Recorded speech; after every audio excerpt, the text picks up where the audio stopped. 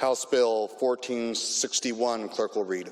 An act relating to contracts for materials or Last line. Strike bids for contracts. There is an amendment number 86, clerk will read. Strike everything after the enacting clause and insert the following. Last line. Contracts. The good member from the 47th, Representative Stearns.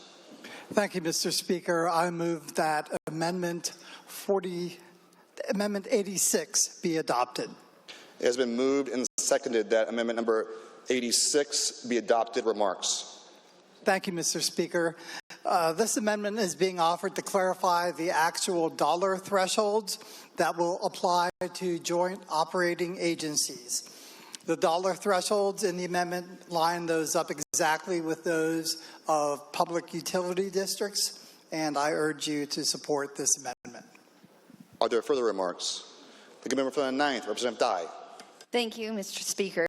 And we agree that this is an excellent clarifying amendment that makes the bill better. Thank you, and we hope that you can vote yes. Are there further remarks? Seeing none, the question before the House, adoption of amendment number 86. We will proceed to a voice vote. All those in favor say aye. Aye. All those opposed say nay. The amendment is adopted. There are no further amendments. With the consent of the House, the rules will be suspended and engrossed. House Bill 1461 will be advanced to third reading. Hearing no objection, so ordered. Engrossed, House Bill 1461 on third reading and final passage. Remarks. The good member from the 47th, Representative Stearns. Thank you, Mr. Speaker. The purpose of this bill is to create greater parity between public utility districts and joint operating agencies. This bill makes sure that JOAs like Energy Northwest have access to the same tools that public utility districts have. And it is especially important because, the people in our state are facing an energy crisis. And so having these tools will allow joint operating agencies to build and construct new power plants. So I urge you to vote for this. Are there further remarks? The good member from the 9th, Representative Dye. Thank you, Mr. Speaker.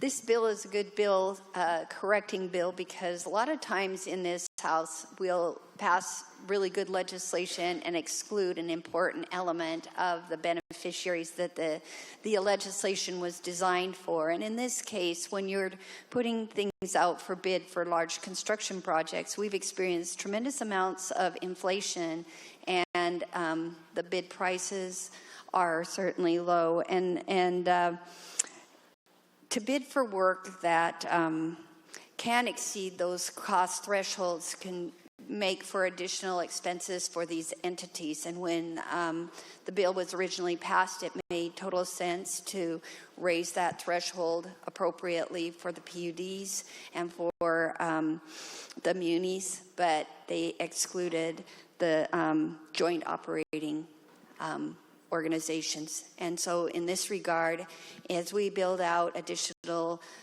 electricity capacity, it's important that we make it as streamlined as possible for the organizations that do provide us with our power.